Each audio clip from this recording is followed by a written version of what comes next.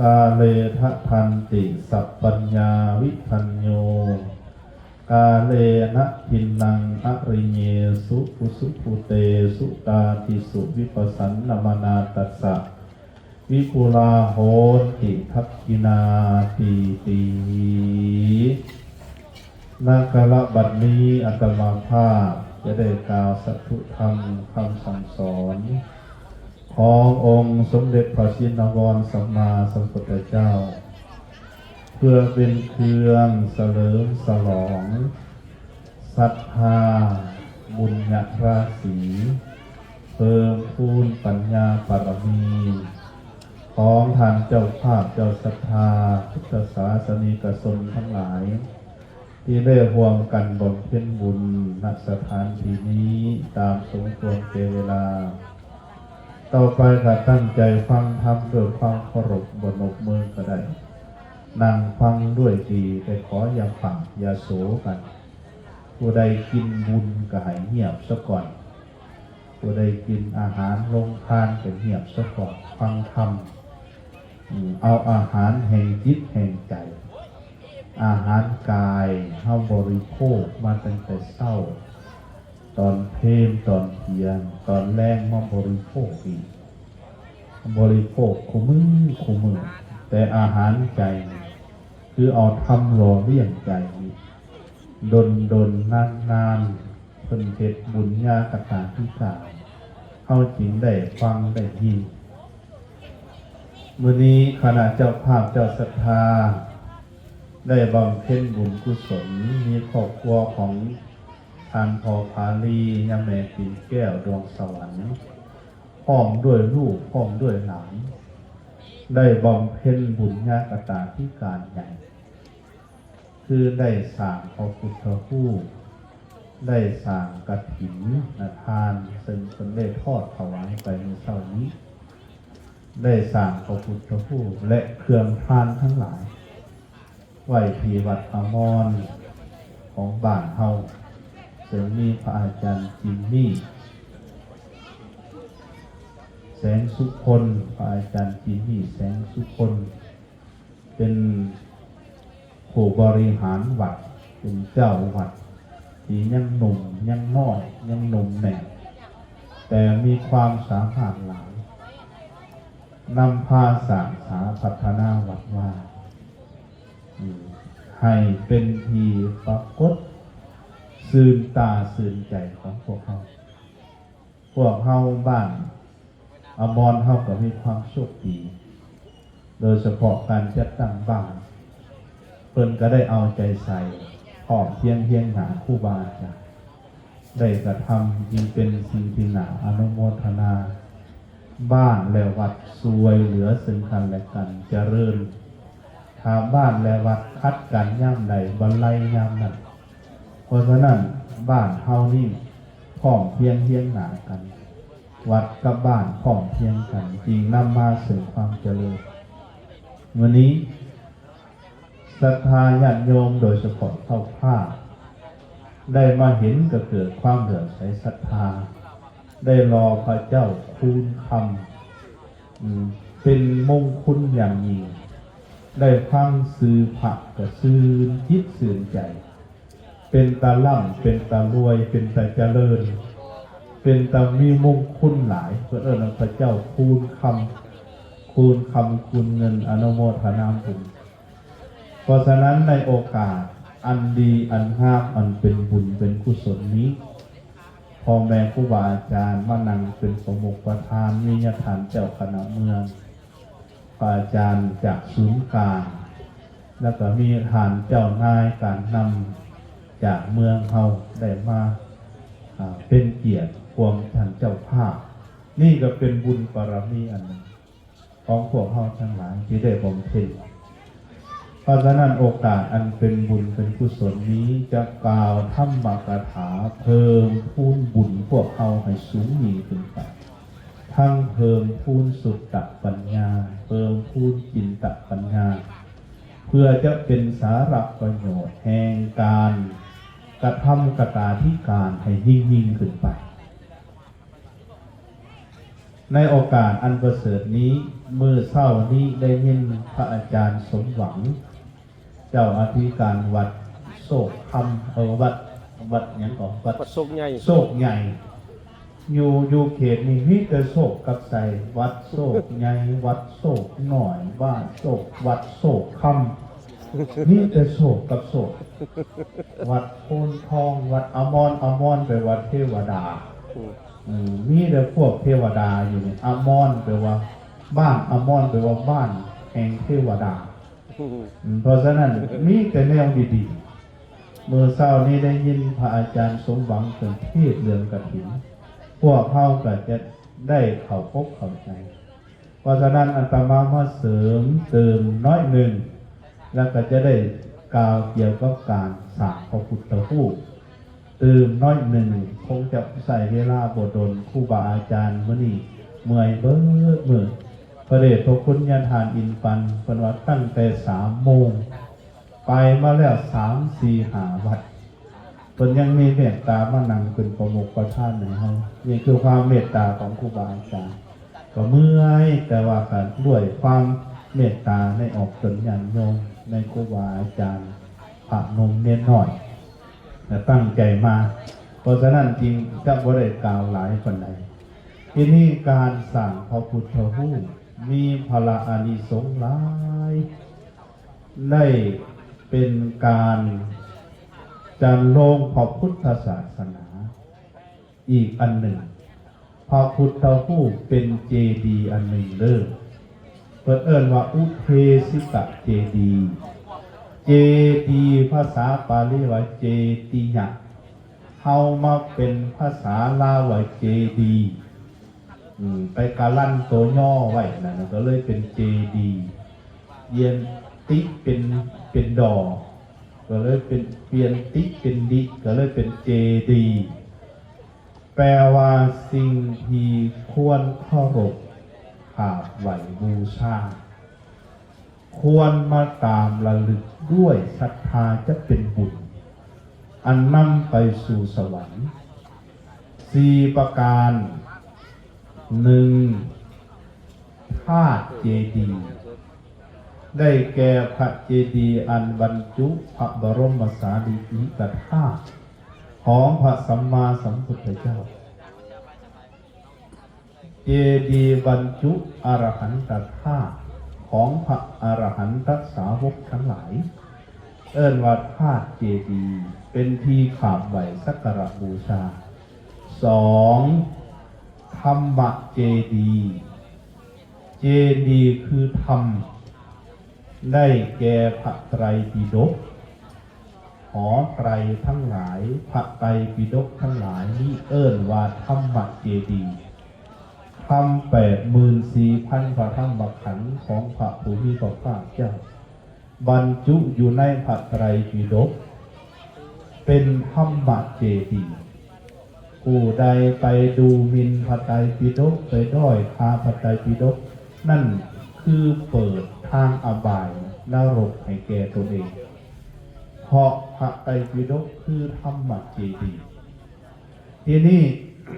อันที่ 3ปริโภคเจดีย์หรือบริโภคเจดีย์เจดีย์คือการใช้สอยของพระพุทธเจ้ามีอย่างมีพระคันธพุทธีมีบาทมีจีวรมีต้นพระศรีมหาโพธิ์อันเป็นบอนทัศหูอันนี้เอิ้นว่าปริโภคเจดีย์อันที่ 4อุเทสิกะเจดีย์เจดีย์สร้างถวายบูชาแด่พระพุทธเจ้าได้แก่อันใดได้แก่พระพุทธรูปพระพุทธรูปมีเฮาสร้างอุทิศแด่พระพุทธเจ้าสร้างมาเพื่อหยังเพื่อเป็นเครื่องให้ระลึกถึงพระพุทธเจ้าผู้ใดไปบิณว่าพระพุทธรูปพระพุทธเจ้าบ่ได้ให้สร้างเอาหินเอาอิฐเอาปูนเอาทรายเอาทองเอาเงินมาสร้างแล้วพากันขาบไหวบ่แม่นธรรมวินัยบ่แม่นคำสอนของพระพุทธเจ้าผู้นั่นมินพระเจดีย์เป็นที่ไปก็คือนรกนะค คนผู้มีปัญญาไปขาบไหวพระพุทธรูปจะเข้าถึงพระพุทธเจ้าให้ระลึกถึงพระรัตนตรัยคนพาลาคนพาลคนบสลาดขาพระพุทธรูปไปเห็นแต่คำไปเห็นแต่อิฐไปเห็นแต่ปู่เพราะฉะนั้นคนบางคนที่ดูถูกมินว่าไปขาพระพุทธรูปขาอิฐขาปูนนั่นเพราะจิตใจเขายังบ่เห็นพระพุทธรูปกายคือพุทธรูปเป็นสิ่งภายนอกซ่อนกายภายในคือพุทธะคือธรรมะคือสังขารเพราะฉะนั้นพ่อแม่บูชาจึงได้สร้างพระพุทธรูปอุทิศบูชาแด่พระพุทธเจ้านี่เป็นบุญเป็นกุศลอันใหญ่หลวงพวกเราเป็นการสร้างให้พระศาสนาดำรงอยู่พวกเราไปเห็นพระพุทธรูปก็ได้ก็ตามอยู่ในป่าหกดงน้ำแม้แต่เครือไม้เอาวันเกี่ยวกอดคุ้มหัดไปเห็นพระพุทธรูปเลยก็ยังเหตุให้จิตซึ้งใจเป็นบุญเป็นกุศลย่านสัวกลัวต่อบาปนั่นแหละคนเราเป็นผู้เบิงพุทธเท่าผู้เบิงผู้ก้าวเข้าไปสู่พุทธะเพราะฉะนั้นจริงเป็นบุญเป็นกุศลเพิ่นว่าผู้ใดมีจิตศรัทธาเหลื่อมใสได้เอาดอกไม้บูชาเอาเครื่องบูชาพวกทูปต่างๆมาปั้นหล่อยังดอกไม้มันแห้งแล้วมาปั้นหล่อเป็นพระพุทธรูปขึ้นมาคนนั่นได้ภาระอานิสงส์เวียนตายเวียนเกิดในวัฏสงสารจะได้เป็นพระราชาเสวย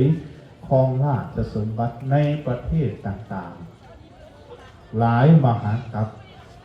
ผู้ใดมีจิตเหลื่อมใสศรัทธาได้เอาไม้แกนจันทร์มาสร้างเป็นพระพุทธรูปเป็นทีข่าวไหวสักการะบูชาของหมู่ชนทั้งหลาย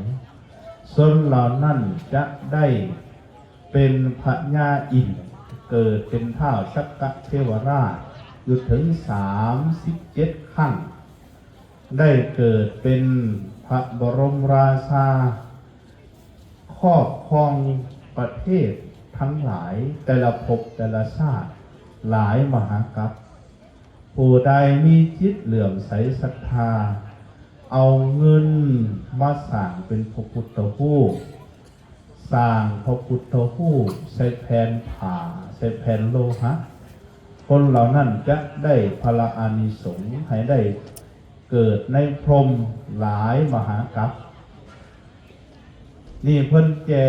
แจงไว้มีอยู่ในอานิสงส์การสร้างพระพุทธรูปเพราะฉะนั้นบูฮานมาล่างแต่ก่อนเพิ่นจึงพาเฮาสร้างบ้านเมืองยังบ่เจริญก็สร้างใส่เขาวัวเสาไม้เฮ็ดเอาทองมาหล่อมาถึงยกเข้านี่หล่อได้งามหลายได้ดีหลายพุทธรูปเหล่านี้นอกจากเป็นการบูชาแด่พระพุทธเจ้าพระรัตนตรัยยังกลายเป็นศิลปวัฒนธรรม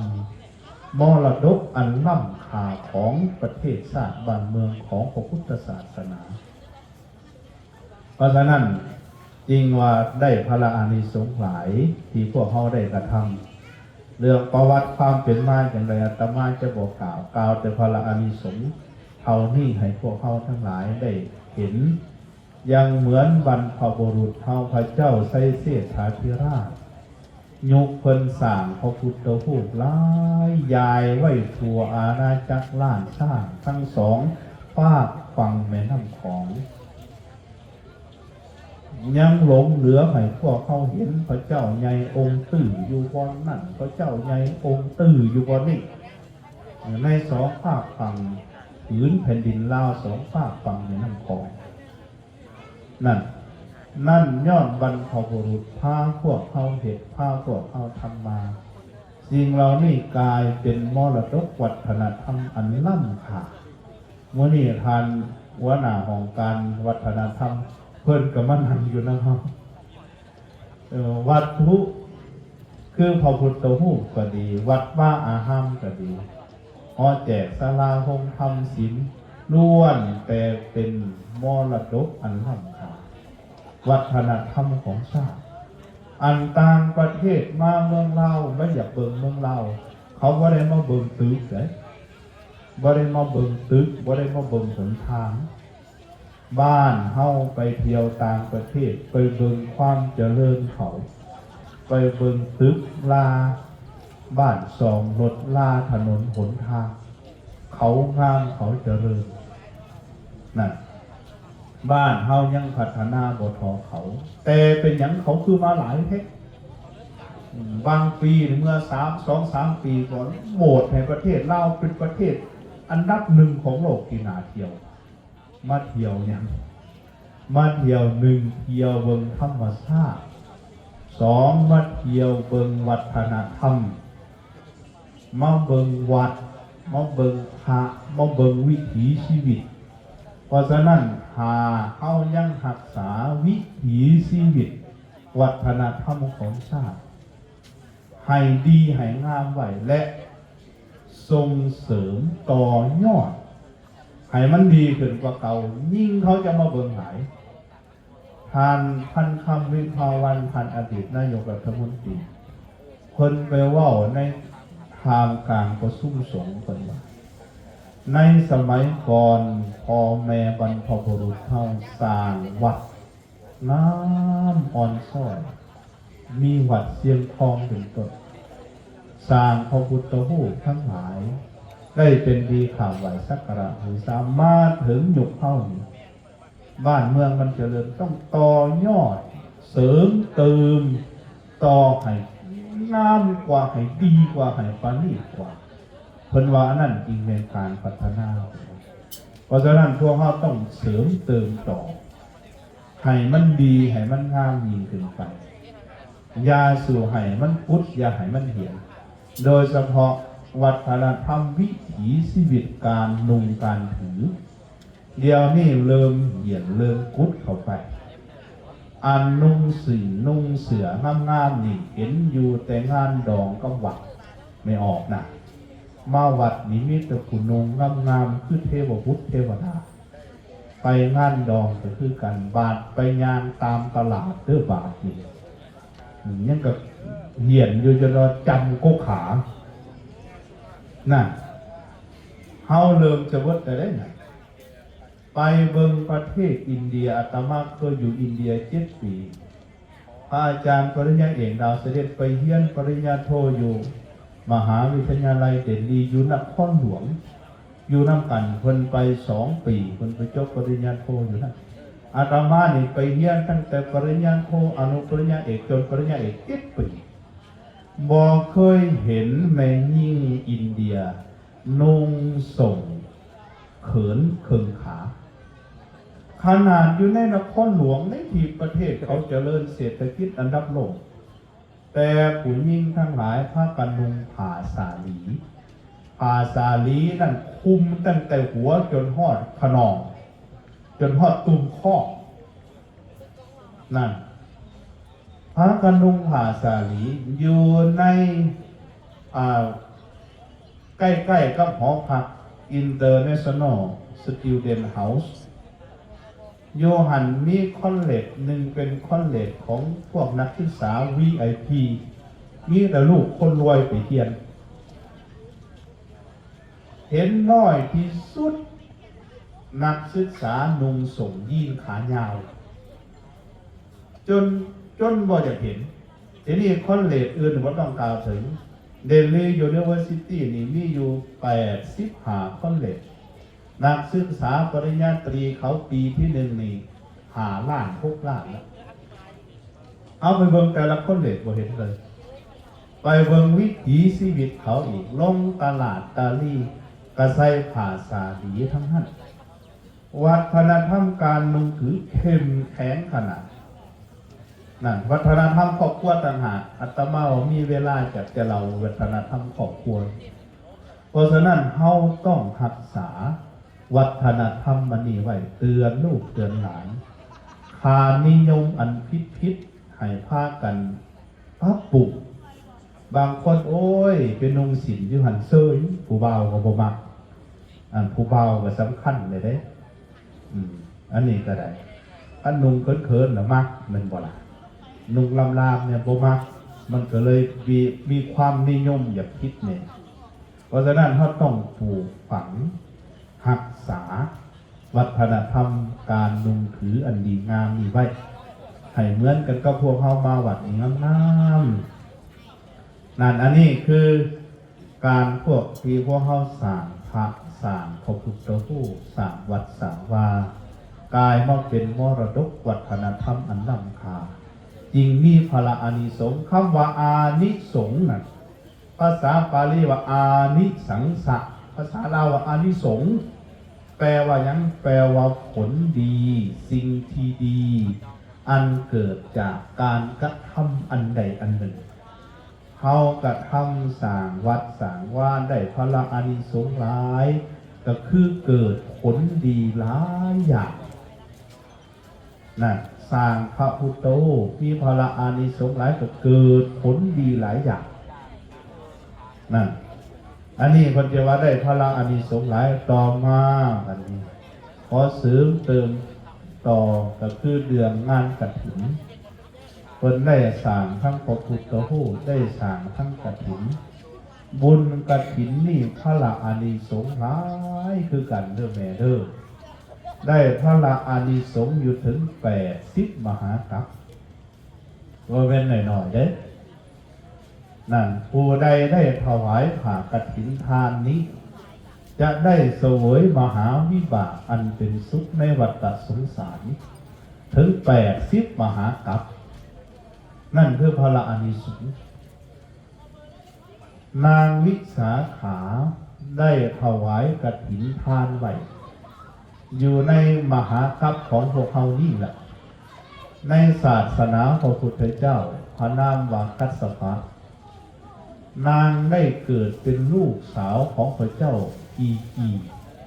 ชื่อว่าเจ้านางสังขภาสีเป็นลูกสาวหลาผู้ที่7พระราชบิดาคือพอนี่พาทำบุญทำกุศลพากันให้ทานต่อพระพุทธเจ้าพระนามว่ากัสสปะข้างนั่นเพิ่นได้ถวายกฐินทานแด่พระสงฆ์อันมีพระพุทธเจ้าเป็นประมุขถวายผ้าไตรจีวรกฐินทานเนี่ยบุญนั่นทรงผลให้เสวยความสุขในมนุษย์ในสวรรค์เวียนวัฏผัดไปมาบ่เคยไปสู่ทุกขติจักเถื่อมาถึงพุทธุปาการนี้พระผู้มีพระภาคเจ้าทรงพระนามว่าโคดมเสด็จอุบัติเกิดขึ้นในโลกจุติจากสวรรค์มาเกิดในครรภ์ของนางจันทาเทวีอันเป็นเมียของพนันไซมหาเศรษฐีเป็นหลานของเมนทกะเศรษฐีมีทรัพย์สมบัตินับประมาณบ่ได้ปู่ของเพิ่นน่ะคือเมนทกะเศรษฐีอันนี้เวลาเกิดขึ้นมาแล้วด้วยบุญกรรมเวลาเพิ่นได้ถือแต่งตั้งเป็นเศรษฐีแบ่คำคู่แบ่โตทอสร้างโตทอมาโตทอหัวบอกทึกใหญ่พุทธเกิดขึ้นมาจากหนาดินเอาหลังหันใส่กันแล้วมีผ่ากำพ้นติดปากออกมาก่อนเวลาไปดึงผ่ากำพ้นนั่นออกว่าขอเงินจงไหลออกเงินจะไหลออกโบยุทธนอกจากเอาผ่าไปอุดใจขอคำทั้งหลายจงไหลออกขอเข่าขอน้ำขอเนยใสเนยขุ่นจงไหลออกจะไหลออกโมสิ้นสุดเลี้ยงคนในโลกยังได้นั่นบุญทีเพิ่นได้ถวายทานไว้แด่พระอริยเจ้าทั้งหลายเป็นภูของนางวิสาขาทีนี้พอเพิ่นคือทานันไซมหาเศรษฐีก็บุญนับประมาณบ่ได้อนุภาพของบุญเพิ่นหลายบ่เราเนาะทีนี้นางวิสาขานี่ด้วยเทวาได้ถวายผ้ากฐินได้ถวายผ้าจีวรเป็นทานเกิดขึ้นมาเป็นบูดถึงพ้องด้วยก็เอิ้นว่าเบญจกัลยาณีแปลว่า ยิ่งงามหาประกาศงามอีหยังหนึ่งผิวงามผิวพรรณจะเกลี้ยงงามฝุ่นบ่จับเอามาไว้งามคือเพิ่นจักเบิ่งบ่เฒ่าจักเถื่อนางวิสาขามีอายุอยู่120 ปีเพิ่นมีลูกมีหลานอยู่8,422 คนอันลูกอันหลานอันเหลนอันลูกหลานเหลนหล่อนอันหลายๆละสามัคคีกันพร้อมเพรียงกันอันนั่นก็บุญเลยอันลูก2 คน3 คนก็มาเลวกันอยู่พอแล้วอันนั้นก็จักเลี้ยงกับบุญคือกันนั่นก็เลยบุญเพราะสำคัญนางวิสาขามีลูกมีหลาน84,022 คนนะบ่ไปขอเอาไป8,422 คนเสมอเวลาเพิ่นไปย่างไปกับหลานกับเหลนเพิ่นน่ะเขาเบิ่งบ่ออกผู้ใดในนางวิสาขาเพิ่นเบิ่งเหมือนยังหนุ่มเหมือนดังคนมีอายุ18 ปีนั่นบุญของนางที่ได้กระทำถวายผ้าไว้ผู้ใดอยากสวยผู้ใดอยากงามเด้อให้ถวายผ้าให้ถวายดอกไม้พระพุทธเจ้าว่าผู้ใดได้ให้ทานดอกไม้บูชาผู้ใดได้ให้ทานผ้าไตรจีวรแด่ประสงค์สุวรรณตาสุสักตาคนนั่นจะเป็นผู้มีผิวพรรณงามสุวรรณตานะผิวพรรณงามเหมือนดั่งคำสุสักตามีเสียงอันมวลแม่นี่อันเกิดจากหันเดสุรูปตามีผู้อันงามสุสันขานังมีสวดทรงสันฐานดีคำว่าสวดทรงสันฐานดีนี่คือความเหมาะแห่งทางกายบางคนหน้ารอเตี้ยกับบ่เป็นตะเบิงคนสวยเตี้ยกับบ่เป็นตะเบิงสวยแบบเทเลข้างลากสูงเทเวลข้าว่าวกับบ่เป็นตะเบิงมันต้องสมส่วนเพิ่นเรียกว่าสุสันฐานังบุญตกแต่งเฮ็ดให้สมส่วนห่างกายหน้าตาผิวพรรณเพิ่นเอาเบิ่งแล้วมันงามเบิดทุกคนนั่นจึงว่าสุสันฐานังสุรูปตามีผู้นะอาทิปัจจังได้ถึงความเป็นใหญ่ปริวาโรมีพี่น้องมีญาติพี่น้องมีบริวารสามัคคีพ้องเพียงเฮียงหน้ากันบริวารโลสัพพเมเตนะลัพพติบุญนี้เป็นเครื่องตกแต่งได้มาจากบุญคือการทำบุญถวายทานผ่าที่ใดเมื่อนางวิสาขาที่เป็นมีผิวพรรณงามมีวัยงามมีผมงามมีกระดูกงามกระดูกงามนั่นคือได้เล็บงามเหมือนดังกับกีบดอกบัวอ่อนๆดอกบัวแดงอ่อนแขวงามเหมือนกันกับเห็ดอันเจียละไนดีไปเทียงกันไว้อันนี้ความงามของนางนะแล้วได้เครื่องมหาลดาภาษาธนะเครื่องมหาลดาภาษาธนะนี่ผู้ใดถวายผ่าไตรจีวรกฐินไว้จะได้พาเกิดขึ้นมาพบพระพุทธเจ้าพาเกิดเป็นยิ่งจะได้เครื่องมหาลดาภาษาธนะเครื่องมหาลดาภาษาธนะของนางวิสาขานั้นเพชรด้วยค่ำอยู่1,000 แผ่นเพชรอีกอยู่14 กอบมีมูลค่าอยู่ผู้ดี9 โกฏคนธรรมดายกบ่ขึ้นแต่นางวิสาขานี่เพิ่นมีกำลังพอสร้างหาโตอ้างใหญ่น่ะหาเสื้อนั่นบุญเป็นเครื่องบันดาลเพราะฉะนั้นบุญญาลิกอานุภาพแห่งบุญก็ให้เกิดจริงถึงซึ่งความไพบูลย์มหัศจรรย์อานุภาพของบาปก็มีคือกันเลยบาปอันกระทำแล้วนี่ก็บาปให้ผลกับเบิ้งหน้าอัศจรรย์แต่ว่ามันเป็นฝ่ายบดีจริงควรหลีกกรรมอันบดีบำเพ็ญแต่กรรมอันดีอันงามเพราะฉะนั้นพวกเขาทั้งหลายได้สร้างพระพุทธรูปได้สร้างกฐินทานไว้ดีแล้วคือว่าพวกเขาได้กระทำเดินตามทาง ปราชญ์บัณฑิตตามพระอริยเจ้าทั้งหลายได้กระทำอาตมาภาพจริงได้ยกคาถาขึ้นเบื้องต้นว่ากาเลหะทันติสัพปัญญาวัฒนโยนรสนวินยูสนผู้มีปัญญาวีตมัสสราเป็นผู้กระทำใจปราศจากความตนีได้กระทำจิตใจเหลื่อมใสให้ทานแด่พระอริยเจ้าอริเยสุขุสุภูเตสุตาทิสุวิปัสสันนมนาตัสสะวิปุลาโหนจิทักขินากระทำจิตเหลื่อมใสในพระอริยเจ้าผู้ซื่อกงคงมันให้ทานแด่ทานเหล่านั้นวิปุลาโหนจิทักขินาผลบุญคือทักขินานั่นยอมมีผลอันใหญ่หลวงไพศาลนั่นเพราะฉะนั้นผู้ใดได้มาห่วมกระทำอนุโมทนาเหมือนมาห่วมบุญห่วมกุศลกับเจ้าภาพตนก็จะเป็นผู้มีส่วนบุญเสมอผลบุญนั่นบ่ได้บกพร่องไปตัสมาทัตเถอัปปติวานจิตโตยัตถาทินังมหพลังเพราะฉะนั้นแล้วเมื่อใดให้ทานในที่ใดมีผลหลายผู้มีปัญญาเพิ่งให้ทานในที่นั้นให้ทานมีผลหลายในที่ใดนี่ได้แก่ให้ผู้มีศีลมีธรรมทานอันเลือกแล้วพระตถาคตเจ้าสรรเสริญคือเลือกให้ในผู้มีศีลมีธรรมผู้ทรงศีลทรงธรรมตัวเฮาชาวพุทธเฮาเคารพนับถือพระรัตนตรัยพระพุทธพระธรรมพระสงฆ์โดยถือว่าพระรัตนตรัยคือพระพุทธเจ้าก็ดีพระธรรมก็ดีพระพุทธเจ้าเสด็จรับขันธปรินิพพานไปแล้วยังเหลือพระธาตุยังเหลือคุณพระธรรมยังดำรงอยู่พวกเฮาเห็นปัจจุบันนี่คือพระสงฆ์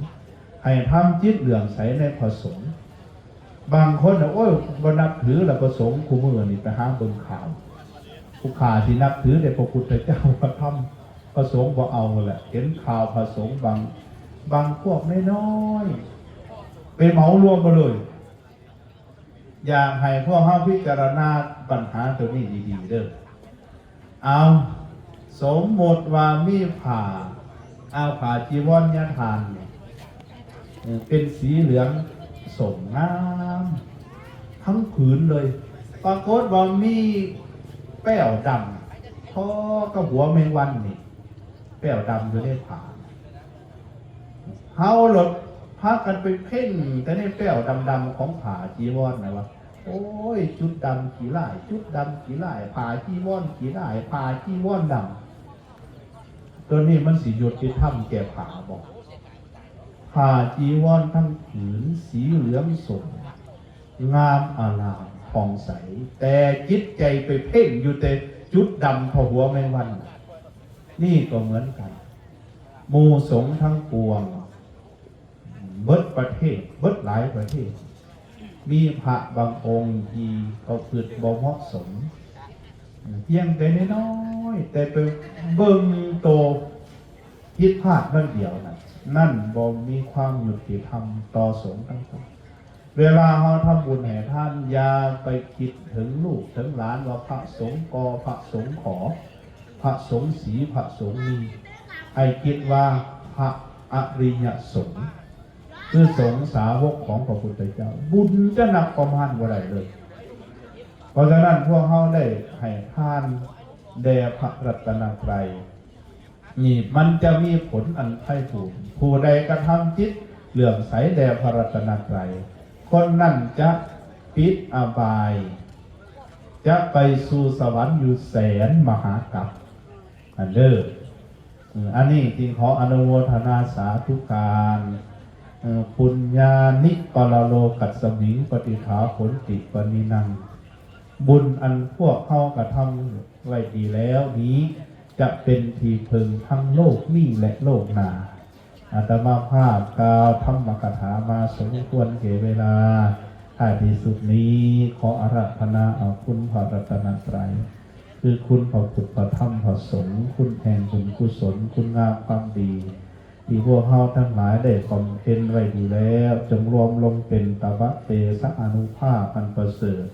ขอให้ก่อเกิดผลอันน่าปรารถนาอันน่าเพลิดเพลินขอให้พวกทานจงปราศจากทุกโศกโรคภัยอุปสรรคปัญหาโรคาพยาธิขอให้เจริญด้วยโภคทรัพย์สมบัติเจริญด้วยอายุสมบัติเจริญด้วยธรรมสมบัติชีวิตปัญญาอันประเสริฐยิ่งขึ้นไปโดยทั่วกันทุกท่านเถิดสา